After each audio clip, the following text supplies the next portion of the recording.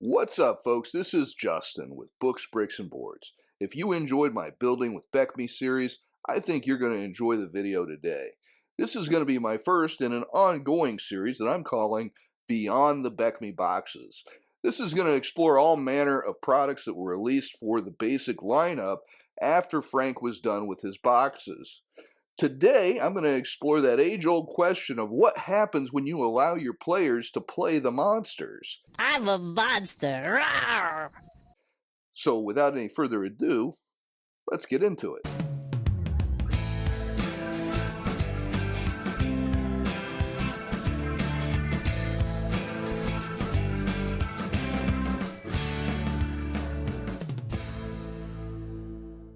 If you do enjoy the content, please be sure to like, comment, share, and subscribe, as that could help to eliminate your character's negative levels. If you want to buy me a cup of coffee, hit the Super Thanks options. All donations are appreciated but not expected. Lastly, if you're looking for the council of gamers of all ages and experience levels, We're not worthy! check out the Books, Bricks, and Boards Discord server, link in the description. What are the Creature Crucibles? Released as a series of 4 softcover books between the years of 1989 and 1992, the Creature Crucible books answer that age-old question, do monsters go on adventures too? Yeah, baby! That question had already been answered to a certain degree with 1988's Orcs of Thar Gazetteer entry, which allowed players the option of creating characters of all manner of goblinkin, ogres, trolls, and the like. What made Orcs of Thar interesting was that rather than detach the races completely from their stat block entries, the designers made sure that at some point, normal monster level, the player's monster would have all the hit dice and abilities of the one in the DM section. For balance, that meant introducing negative experience levels We suck again! and doling out abilities along the way until you reach normal monster level. TSR seemed to like how the experiment turned out, as only a year later they released Creature Crucible number 1, Tall Tales of the Wee Folk. Sticking closely to the formula found in Orcs of Thar, Crucible 1 covered woodland creatures and fairies. Next up was Top Ballista, a tongue-in-cheek Top Gun reference, I feel the need for speed. which provided rules for playing gnomes and various skybound races. Crucible 3, titled The Sea People, handled races that were aquatic in nature, including sea giants. Mermaid Man and Barnacle Boy, unite! Finally, the last entry was Night Howlers, which covered all manner of lycanthropes.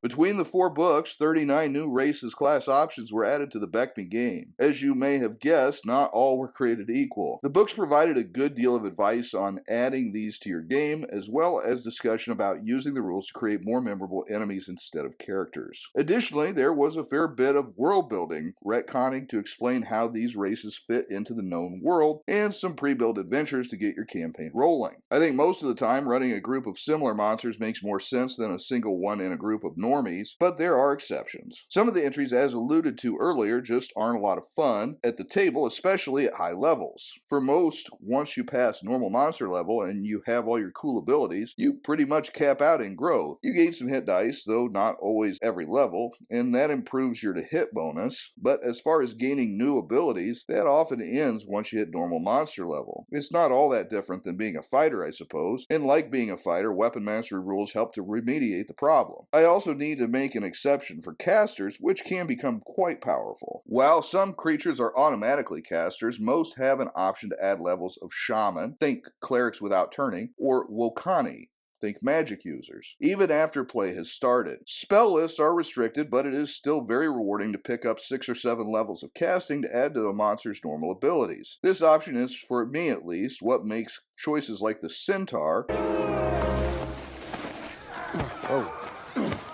more than a pure fluff choice. There are definitely a few standouts, but largely, your power gamer types will be disappointed to find that they end up not much better and sometimes worse off than similarly experienced traditional characters. When you add in the social stigmas, because what ruler is comfortable when a group of wood drakes come into town, and the equipment restrictions, you mean the armor I found doesn't fit a centaur? These need to be a flavor choice, not a mechanical one. In the next sections, I will dig a little deeper into each entry and highlight some personal favorites along the way. Tall Tales of the Wee Folk. This book, along with Orcs of Thar, pretty well establishes the formula for the rest. Starting off are the sections detailing why or why not a DM would want to allow these options in their games. But let's be real, if they bought the book, they plan to use it.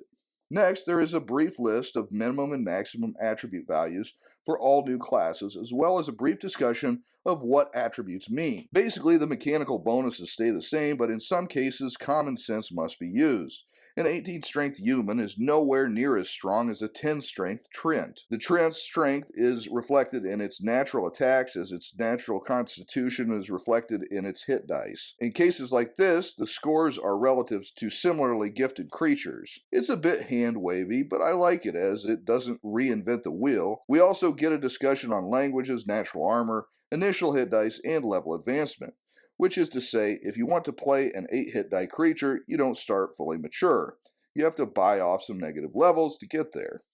Overall, this works well as a balancing tool and also as a deterrent for players expecting to abuse the system. The classes in the book include Centaur, Dryad, Faun, Scout, Trent, and Woodimp, all considered the woodland classes. Then for the fair folk, we have Brownie, Leprechaun, Pixie, Sprite, Puka, She, and Wood Drakes. You can pretty much tell the powerhouses by how many negative levels they start with, Trents and Wood Drakes being standouts here. While not particularly powerful unless you add caster levels, Centaurs hold a soft spot for me. I mean, you are your own built-in mount. How cool is that? The book includes fairy spell lists with several new entries, as well as the skill systems introduced in the Gazetteer line. There's a nice section on world building for these races, naming key players, followed by some new magic items. The second section is the adventure booklet, which covers conversion to and from AD&D 2nd Edition, and 6 separate adventures. There's also a decent blank character sheet as well as a map of the Dreamlands. This is my personal favorite of the Crucible series. Top Ballista. Top Ballista, the second entry into the series, includes a nearly word-for-word intro section, and as such, I will skip right to the races this time. These include the Fenrir, an elf bird person with some casting, 2 types of gnome, land and sky, each with their own special abilities, gremlins, think the World War II variety, harpies, Nagpa, essentially buzzard people, pegatars, just like it sounds, those Alphadian wizards, sphinxes, starting at -3 million XP, and tabby. Yes, flying monkeys seem to find work after the witch was killed. Of the options here, I find the pegatar the most appealing. Wait, a centaur that flies? Sign me up. The prospect of playing a sphinx seems interesting until the -3 million XP is noticed. You hit normal monster at the same time your party is retiring. Following the races, we get some of the same sections on casters and skills, though here we get an extensive explanation of gnome construction skills. I prefer that to be off camera, but rules are there if you want them. Next is a small section on general and magic items before learning more about the Flying City, 15 pages of it. If you are good with Tinker Gnomes or Spelljammer, you will likely be okay here. If either of those elicits strong emotions, enter at your own risk. If that section was too much, please, I beseech you, don't go further, as the Top Ballista gnomish fighter pilot rules won't improve your mood. The adventure booklet has 3 adventures centered around residents of the Flying City. There are also some maps of the Tabby homelands included. Top Ballista is my least favorite of the 4 books. The Sea People. As the prior to, the Sea People's Crucible is primarily about running campaigns with these characters. You get a different intro than their prior books, with a nice discussion about how being underwater changes gameplay from spells, combat, movement, and even visibility. Then a short section about the underseas and its peoples before being transported back to the expected intro of the other 2 books, explaining the ins and outs of monster characters. Past that, we get to the meat of the book on page 20 with the new classes. Here we get aquatic elves, pretty much elves underwater, the Na, muscle-bound, 10 feet tall fish people traders, the Kopru, another large race, seemingly squid people with claws, the Marrow, mer people, Nixies, sea giants, just like they sound, Sharkkin, again, like they sound, and Tritons, human casters with 2 fish tails instead of legs. Yes, it's as weird as it sounds. Of the races here, many have significant negative XP to start with, and while some of those presented seem very powerful, with many unable to function out of water, I just can't see myself running this kind of game. I'd be more likely to use these for a side quest as part of a more traditional game. After the races, we get some new skills, followed followed by a little information on currency and equipment. Then there are 19 pages of the Undersea and the big players therein, which precedes a few pages of new spells. The adventure book is crammed full with 10 small adventures into its 30 pages, which should give several ideas for running this type of game. Night Howlers. This is one of the first Crucibles I picked up, along with Tales from the Wee Folk and the complete Book of Humanoids, all at the same time in the same B. Dalton store on the way to Tennessee, going to Pigeon Forge on a family trip. As it was the first I looked at, I had no idea how different it was from the others. That said, while there are differences, it still maintains several of the hallmarks of the Creature Crucible series, with the split format between player and DM focus, and the manner in which leveling up to normal monster level works for the most part. Starting with the player's book, this time called the Werewolf's Manual, a misnomer as werewolves are but one of 10 possible lycanthropes provided in the book. The first major departure from precedent in the book is the fact that there aren't really races. As lycanthropy is a disease, the characters will maintain their human abilities whilst in human form. Demi-humans can't become lycanthropes, but the disease can kill them. Lycanthrope characters track experience separate from their human side, each leveling on its own and only reflecting experience gained in that form. Another departure is in ability scores. When transformed, players have attribute adjustments based upon the type.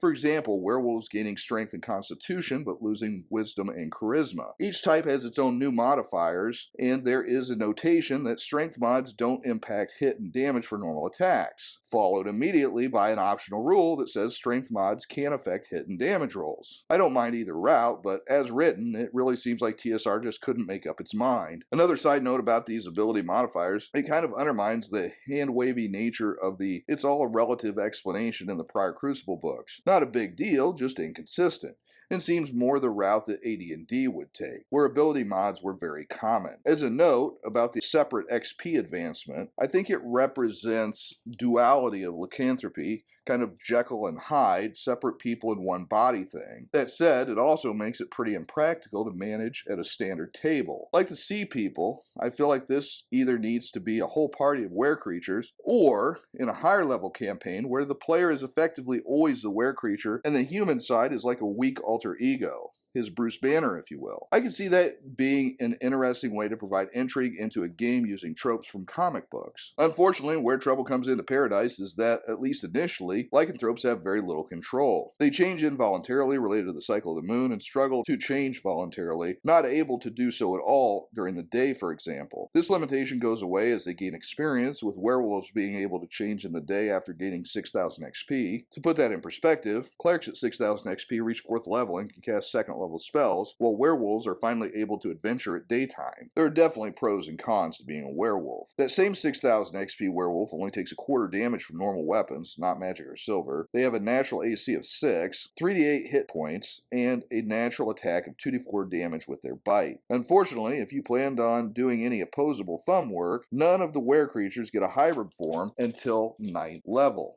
which for a werewolf is 1,584,000 XP. That's 9 levels plus the 12,000 XP that is negative when they start. To once again compare that to the cleric, at the same XP, they are 16,000 XP away from 23rd level and have been casting 7th level spells for 6 levels already. The werewolf finally got thumbs. There seems to be a slight disparity there. They have some other cool abilities by then as well, but nothing much more than you see in their monster stat block. It's not that they're bad, I'm sure you could have a lot of fun playing one of these, just not if you leveled alongside a traditional character. The full list of lycanthropes brought to life here are werebat, werebear, wereboar, werefox, wererat, wereseal, wereshark, weretiger, werewolf, and devil swine. They all level similarly to my werewolf example, and each gains hybrid form at 9th level. I think if I were to run one, it would be a werebear, but werewolf remains a nostalgic possibility as well. The book does give some themed skill options, like fighting instinct, quick change, and resist wolfsbane. 8 new skills total. The DM section is where this book completely breaks the formula, as this time around they dedicated more page count to implications of a lycanthrope campaign and less to actual adventure seeds, with only 12 pages of adventure seeds. There is a bit of insider information about the way lycanthropy functions in the known world, as well as brief guidance on creating new forms of the disease. If you ever wanted to make a were-turtle, this could be your chance. My favorite section of the DM portion is the discussion of the Valley of the Wolves, a werewolf-ruled community in the Kingdom of Glantry. The DM book ends with some new monsters and spells, as well as a pronunciation guide for the many French terms in the product. The good and the bad. First, the good. Number 1. Options galore. I am a guy that appreciates some variety, both for myself and for my players, and these books deliver that in spades. Each one of them provides a veritable feast of options that players had heretofore never been able to play. I find that the options are very interesting, and when used in the proper context, could be the makings of a very unique and memorable campaign. Number 2, be the beast. The forbidden fruit always tastes the sweetest. And as players, we're conditioned to know that we're not allowed to be the monsters. That's the role of the DM after all. But these products allow us a way to do that, but still keep our perspective as a player. And I think that the choice to use actual stat block monster stats at normal monster level was brilliant, because then it really provides a mental framework by which the monsters live out their lives and get to the point they are by the time we actually encounter them. Number 3, building worlds. These books do a great job of taking a foreign concept like playing as the monsters and altering the world in small ways to allow that to make sense in the context of a campaign. Through the adventures and the different community building sections of the books, I think that it accomplishes this goal. Amazingly, because each of the 4 books has a separate author, I thought the consistency in this regard was very good. Now the bad. Number 1. Not all created equal. There was a clear dearth of playtesting here. These characters, while fun, are not going to be equal to anything else. Most of the time, by the time you get a regular character like a fighter, a thief, or, well, maybe not a thief, we're talking BECMI here, come on. Okay, but a fighter, a cleric, or a mage, magic user, at the same experience level as one of these characters, the traditional character is going to have a huge advantage. That's okay, but it's something that you need to be aware of going into it. Number 2, crushed dreams. Expectations for the players should be tempered, because they've come into this thinking that they are just going to wreak havoc over the lands and they're going to dominate everything that which is in front of them. They're going to get a rude awakening when they find out that they play with negative XP and that they're no more powerful, and in fact, most cases less powerful than a standard character. Number 3, game changer. This type of a game requires a lot more focus for the GM on how to make it work in their personal campaign. These are not going to be used in your standard D&D game. That said, I think it's worth the extra effort to have a memorable campaign. Just don't go into this thinking you can just plug it into a regular game and it's just going to work fine and be great. I think that you need to put the extra time and effort in to make this worthwhile. Summary. From my first time at the table, I wanted to taste that forbidden fruit of becoming the monster, which is likely why I became Forever DM early in life. These products allow players to realize that dream, but now from their own perspective. Like most things in life, the grass is not always greener on the other side, and for the most part, players are mechanically better off to play a traditional character. If experience points are equal, they're going to have a better time with that.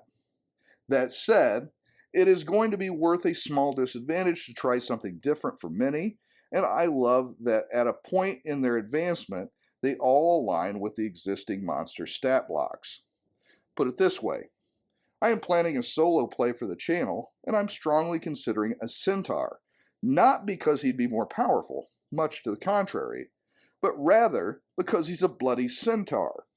I think the Crucible series accomplished what it set out to do, and while it lacks the polish of Mincer's work, it adds to the game in a meaningful way, and in that, it is a worthy addition to my shelf. Those are my thoughts, but I'd love to hear yours. Did you use any of these in your games? Should I use a Crucible class in my solo play? If so, which one? Until next time, this has been Justin from Books, Bricks, and Boards. Good gaming, and God bless.